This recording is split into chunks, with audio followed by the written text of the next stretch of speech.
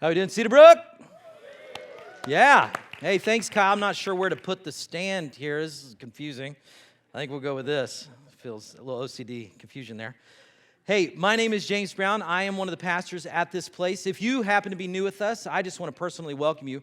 So glad you're with us today. In fact, you came on a great Sunday because, as Kyle mentioned, we are wrapping up, we are ending our January series called Over It. And some of you are like, yeah, thank you, I'm over it. This series is too long. Well, this is good news. This is the last one, but I just want to tell you, I have saved the very best for last. And speaking of ending or end or best and last, I've got an interesting thought experiment that I want us to do as we kick off our time together today. Most people that I know seem to wait until their twilight years to look back or to reflect or to evaluate their lives. But the problem with this particular process is that if you wait too long to do that kind of thing, it's usually too late to do much about what is going on around you. In other words, it's hard to right the wrongs on your deathbed. And so what I want to do in the message this morning is to fast forward to the very end of all of us, to project way out there to that someday out there when we are on the edge of the end, and then right now at this moment ask ourselves some very important, some very challenging, maybe even some very difficult questions about our lives. So to push out to the end to ask the questions now. All right, so here's the first question I want us to entertain today. It's simply this: at the end of my life, what do I want to be known for? As you kind of pass on from your existence on this earth, when someone brings up your name after you're gone, what do you want them to think about you? What kind of words or titles or images do you want to come to mind? Second question is this: at the end of my life, why will it matter that I existed?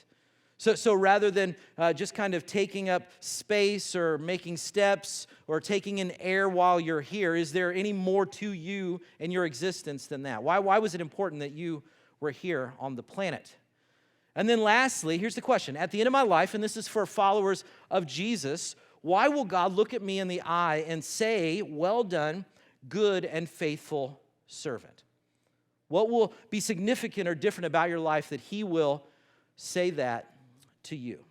Well, all of us hate this kind of line of questioning, right? None of us like thinking about these sort of questions. But I want to submit to you that I think these kind of questions can actually be very powerful when it comes to shaping our lives. In fact, living with the end in mind is really, I think, the only real way to live. Why? Well, because for one, it eliminates regret. Another reason is that it keeps us on track with what's most important in our life. It also keeps us from saying someday, "Oh man, if I could only live my life over again." You see, seeing clearly about that future day can help us set our priorities and our values today. And so I wanted to bring this up, this idea, this topic as we close out this series, because in this life, there is no reverse or redo option. There is no rewind button on a remote control like there was in the Adam Sandler Oscar-winning movie Click. Well, just kidding. He never got an Oscar for that. What he got was robbed by not getting an Oscar for that. And every other movie, Happy Gilmore, Wedding Singer, Waterboy, Billy Madison, all Oscar-worthy in my opinion. Just saying. But Click is a little lesser-known flick. Anybody seen this cinematic masterpiece? Yeah, a lot of us. Good. And so those of you who haven't seen it, spoiler alert here a little bit. This film is about a story about an overworked father who gets his hand on this magical remote control that allows him to fast forward through the boring parts of his life. Or if he can't kind of get out of a certain situation he has to be in, it at least allows him to get picture-in-picture so he can watch the game while he's talking to the person or whatever. And that's the theme, that's the essence of it, and I won't spoil the very end for you, but here's the shocker, here's, spoiler alert, a little bit here. That movie is not a documentary. Just saying. Because that kind of thing, that kind of remote doesn't exist. It doesn't exist. Either, like in the movie, to fast forward, or as we're talking about, to rewind.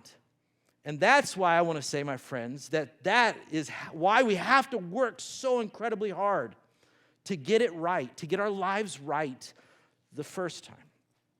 Now, as I was prepping for this message, I ran across a study that was done a few years back where researchers asked individuals who were in their 80s or 90s or 100s, they asked them this question, and this was the question. If you could do your life over again, what would you choose to do differently? If you could have a redo on your life, what would you do different the second time around? And there were a lot of different answers to that, but some of the most common responses were these. That if I could do it over again, I would take more risks in my life.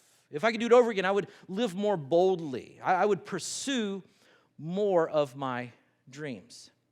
And I think these are interesting responses because I think these late in the game responses come to us like this because for so many of us, we get so caught up and consumed with the here and the now that due to the race and pace of our lives, what we end up doing is that we sacrifice the important in our lives on the altar of the urgent to our lives.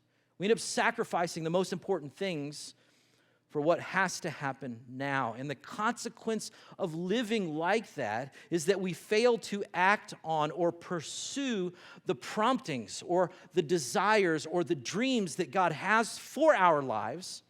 And I would also say, and for the whole world as well. And when we do that, what ends up happening to our lives is that we become fairly blasé in our existence. That our day-to-day becomes very ordinary, kind of vanilla or plain. Interestingly, the Bible talks about this in Proverbs chapter 29, verse 18, when it says, where there is no vision, the people perish. Where there is no vision. The word vision is an interesting word in the original Hebrew. It's the word kazon. Say kazon. Say it with some pizzazz. Kazon. Kazon. Where there is no kazon, the people perish. They perish. They die. How do they perish? Well, they die of boredom. Where there is no kazon, vision, dreams in life, we begin to die of boredom. We die from what author Max Lucado calls the common life. The common life. And living the common life inevitably leads us to the loss of our life through the diminishing experience of a boring existence. But God tells us that it doesn't have to be that way. In fact, the good news is that God actually has a much grander vision for your life than you can even imagine. God has a vision for us, and He has a dream for this world. And that dream that He has for this world is a dream of restoration. It's a dream of making the wrong things in this world, making them right. It's a dream of bringing our broken world back to its original beauty and purpose. You see, that's what God's up to in this world. And the beautiful thing is that He actually chooses to partner with us to make that happen. He invites us to join Him in His work of restoration. He invites us to leave the common life in order to become part of something significant. In fact, He invites us to enter into this opportunity so that we can answer those questions that we talked about at the top. What do I want to be known for? Why will it matter that I even existed? What will cause God to say, well done to me? He gives us an invitation to answer those questions well. And the way that we access the answers to those questions is actually by asking another very significant, another very specific question. And I'm here today to lift this question up for you. I want you, this is why I'm standing up here. I want you to hear this question and wrestle with it. And I'm not apologizing for the question. It's a bold question. It's a big question. And I would say to you that it actually might be the most important question that you ask in your entire life. And just so you know, when I ask you the question here in a second, I don't expect you to have an answer today for this question. But I do want you to start thinking about it and then to begin moving toward your answer to it. And so here's the question. Are you ready for the question? So 2 of us are ready for the question. Online family, are you ready for this question? Give a thumbs up in the chat or whatever. I don't know what you do on there. Anyway, okay, here's the question. Here it is. What breaks your heart? What breaks your heart? What breaks your heart?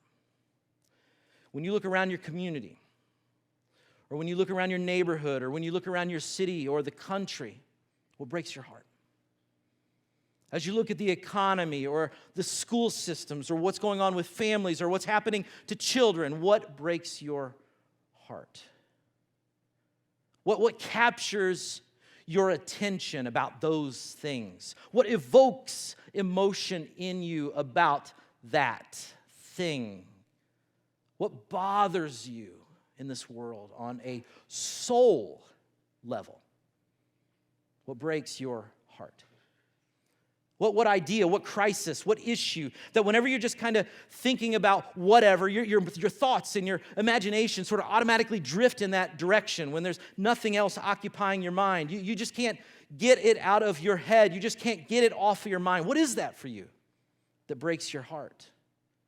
I mean, maybe it's something that's disturbing, so disturbing, in fact, that you don't even like thinking about it. You don't want to think about it, and you tell yourself, like we all do, that I can't do anything about this thing. I mean, it's always been this way. It's always going to be this way. Nothing is going to change. But somebody needs to do something about it, somebody else, that is.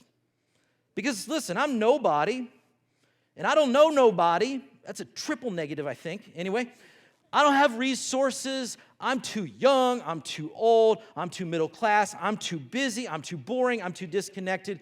But God, would you please send someone, not me, but someone to do something about this thing, because it is a really big problem. And honestly, I can't even think about it for very long without getting worked up about it. I can't even talk about it with people for very long because I get emotional about it. What is that for you? Because whatever that is the thing that breaks your heart. What breaks your heart? It's an important question, but it's a dangerous question, right? It's a challenging question, but here's something you need to know. It's not a new question. It's not a new question. In fact, the people of God have been being bothered and allowing their hearts to be broken by the wrongs that break God's heart for a long, long time. Actually, in the Bible, we get to see, for example, what broke the heart of Moses. Do you remember his story? I mean, his own people, the Hebrews, were slaves in Egypt. They were captured and taken as slaves in Egypt. They had no rights, they had no freedom, and as a result, they had no hope. That they were getting used and abused by the Egyptians on the daily. And then one day, Moses tunes into the voice of God, and he gets caught up by God's vision for a new free people. And then he decides to do something about that injustice that he saw. And as a result, he ends up coming out of retirement at the ripe old age of 80 in order to go nose to nose with the most powerful person on the planet. Because that's what a broken heart will do. Another guy in the Bible, a guy named Nehemiah, we're going to pick up this story in a couple weeks, but he had a heart that was broken by a wrong he encountered as well, a wrong he heard about. He had heard that the protective wall around Jerusalem was in ruins, and that may not mean very much to us, but for him, that essentially meant that his national identity had been wiped away. His identity as a people of God had been obliterated. And as a result, God's people were a joke in the ancient world at his time. God's name was being mocked by everyone everywhere. So what did Nehemiah do when he heard this troubling news that the wall around Jerusalem had been broken down and was in ruins? Well, we find out in Nehemiah chapter 1, verse 4, he tells us, he says, when I heard this, when I heard the wall had been broken down, I sat down and wept. My heart was broken. In fact, it stayed broken because for days I mourned and I fasted and I prayed to the God of heaven. I mean, I guess you could say that he became bothered. But he didn't stay bothered. He did something. He led the charge to fix the problem, risking life and limb to rebuild the wall around the city, because that's what a broken heart can do. Another guy named David, you've probably heard of David, he had a broken heart as well. Even though he was this young, peach fuzz-faced teenager, he became incredibly bothered by the situation he saw when he showed up on the battle lines to give a care package to his brothers. And when he showed up there in that moment, what he saw was a 9-foot-tall giant named Goliath who was trash-talking the Israelites and their God. David couldn't believe that this big buffoon was getting away with this, so he decided to step up to the plate and do what no one else was willing to do at that moment, which was to take on the giant face to face. And that's what he did. In 1 Samuel 17:26, David asked the question. He said, "Who is this pagan Philistine anyway, that he is allowed to defy the armies of the living God?" David was disturbed by this. He was disturbed enough to go to battle against impossible odds. And he was willing to do that because that's what a broken heart can do. One more story here quick. A woman in the Bible, maybe you've heard of her name was Esther. She had a broken heart as well. She was a young Jewish girl who'd become the queen of the powerful Persian king Xerxes. One of Xerxes' right-hand men, a guy named Haman, he decided to destroy all of the Jews in the Persian Empire. What Haman was trying to do was orchestrate sort of this mass genocide of the Jewish people, a complete destruction of the Jewish race. And although Esther, who was a Jew herself, her job as the queen was to shut up and look pretty, kind of like an ancient Near Eastern Barbie doll, I guess, she became troubled to the point that she was willing to get into trouble by confronting the king about what was about to happen, a move that could literally cost her her life. But she did it anyway, because that's what a broken heart can do. It's what a broken heart did for her. And so we have to ask ourselves, what can it do for us? What breaks your heart? What breaks your heart? You see, it's an old question that the people of God have been answering for thousands of years. And it's a new question that the people of Cedarbrook have been asking and answering for almost 2 decades now. To find this out, in order to share with all of you, I went to some of the leaders in our church to find out what it was that broke their heart, that motivated, that compelled them to do what they did. And so first I went to Remy, the former pastor, founding pastor of Cedarbrook, and I asked him, "Remy, why did you start this place? Well, what was it about the world that broke your heart that made you want to start a new kind of church?" And this is what he said. He said, "That question's an easy one to answer. What broke my heart was seeing people who wanted to know God but were repelled by small-thinking, legalistic, and judgmental churches. People walk into a church hoping to encounter God, but instead they are met with rules and religion. So they just leave justified in giving up on church." And so Remy, whose heart was broken, decided to start this place for people who had given up on church but not on God. Another one of our leaders, Dr. Jim Walker, who has a unique relationship with the Congo. In fact, he's been there just under a half a dozen times, his last trip in the middle of a pandemic. Why do you keep going back, Jim? What about this place breaks your heart? Why do you risk going halfway around the world to help the Congolese? And he said this. He said, "Relative to Congo, my heart was broken by the fact," listen to this, "that country was the most dangerous place in the world for a mother to deliver her baby, and that doctors and nurses did not have the knowledge or equipment to resuscitate a non-breathing baby at birth." And so he's partnered up with our denomination and heads back there to train and teach doctors, and has made a visible difference in that area with birth.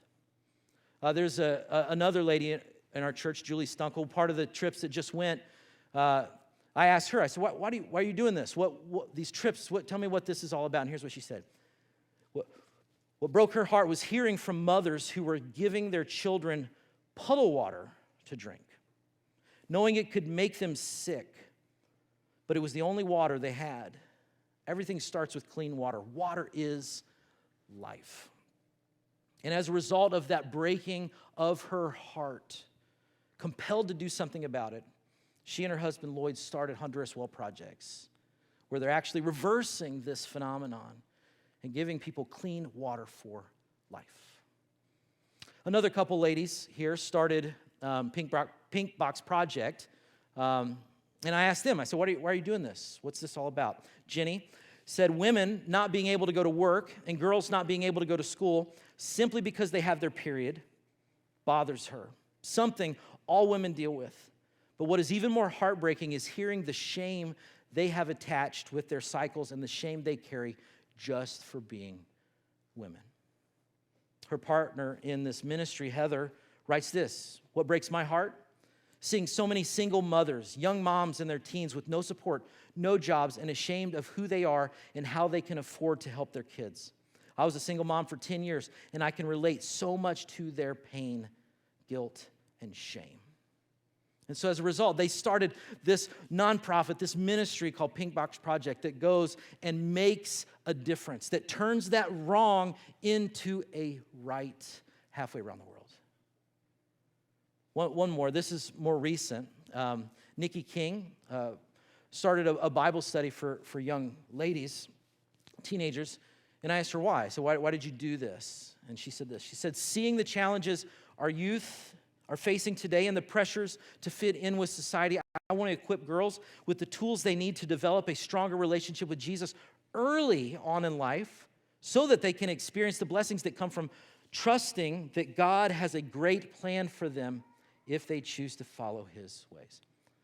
And so as a result of this heartbreak of seeing too many young ladies head in another path, not knowing that God's best for them is just waiting for them to step into, she says, I got to do something about this. I got to step in and start something that will right that wrong in this world. Now, I show you all these things because, not because these are superheroes. I mean, I have great admiration for all of them, but they're just like us. They're just like you. They're just like me. The only difference is that all of them have allowed their hearts to be broken by the very things that break the heart of God. And so my prayer for this place is that we would stop our lives long enough to start seeing what God sees when he looks at this world. And that we would develop this holy heartbreak about the wrongs that we see in this world that need to be made right. That we would allow our hearts to be broken now and not later, so that we don't have to wait to the end of our lives and say, you know what, I wish I would have risked more. I wish I would have done something about this topic or this issue or that crisis. I wish I would have done something to make this world a better place. I wish I would have chosen passion over apathy. You see, my hope is that each of us would eventually find what one Christian author calls a Popeye moment. A Popeye moment. Not a Popeye's chicken moment. That's very different, but still important. Very different. I'm talking about Popeye moments. Yeah, Popeye. How many of you heard of Popeye? Yeah. Not all the millennials are on board with this. In fact, I'm pretty sure Popeye is canceled at this point. Once you hear a story. Popeye dated a gal named Olive Oil, right? And she was a real looker. She had some serious curb appeal. Dogs barked and construction workers whistled as she walked by, but her Twiggy-like figure made Popeye's heart go pitter-patter every time. But there was, in their love story, this bad guy, someone lurking in the backgrounds creepily who would try to steal olive oil from Popeye all the time. Anybody remember his name? Brutus. He used to be called Bluto. Now he's called Brutus. He got in shape and changed his name. But in the midst of this, skinny Popeye was no match for big, bad, buff Brutus. And so he would just pummel Popeye all the time. And just when things looked lost, it looked like Brutus might prevail in this situation, something spectacular would happen. Popeye would repeat the line that every boomer on the planet can recite by heart. He would say, "That's all I can stands, and I can't stands no more." He would say that every time. That's all I can stands, and I can't stands no more. And after he made that statement, what he would do is he would reach for a can of spinach. He would reach for the can. And even though he couldn't beat up Brutus, somehow or another, he was able with one hand to squash the can and shoot out the spinach. And then he would just kind of gobble it up in one swallow. And then when he did that, he would morph. His biceps would swell to like 4 times the normal size. And then he had the strength to save the day, to rescue his girlfriend, Olive Oil. Right, that's the story of Popeye. And some of you are like, you want me to have a Popeye moment? What are you talking about? A Popeye, what? Yeah, well, I want you to have a Popeye moment. I want you to have a Popeye moment where something happens, you see something, you hear something that compels you to make the statement, that's all I can stands. And I can't stands no more. I want you to have that moment in your life because the world is changed through Popeye moments. The world is changed when we look at the Brutuses of this world, when we look at the poverty and the injustice and the genocide and the preventable illness and the illiteracy and the absentee parenting and the divorce and the alcoholism and the spiritual apathy. We look at them and we see one that resonates at a soul level and we say, that's all I can stand. Can't stands no more. And when we get brokenhearted by what breaks the heart of God, His Spirit takes us and does kind of this spinach-like work within us and through us. But it starts with the heart because it takes a broken heart to make that kind of difference. It takes a broken heart to change the world. But once we have that broken heart, we have to then have the courage to take action, to step up and to step out in order to do something about it. So let me end where I began. What's breaking your heart these days? What's breaking your heart? You see, my prayer for you is that you would figure it out and do something about it. And that all the way to the end of your days, it would become a passion point for you. And that you will never, ever, ever get over it. Let's pray. God, we pause in this moment just so grateful for who you are. That you have given us this life not to live in a common way,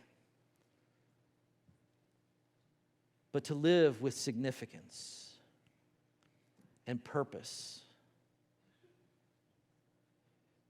God, I pray that today you would give us ears to hear and eyes to see the things that break your heart in this world.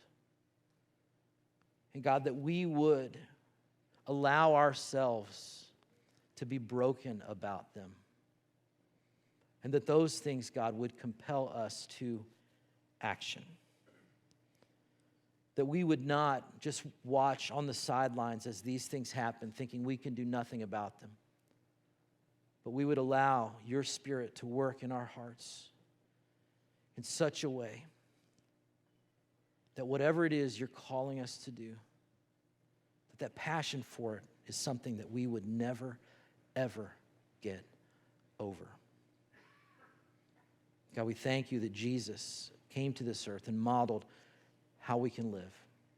And it's in his wonderful name that we pray. And all God's people said, amen.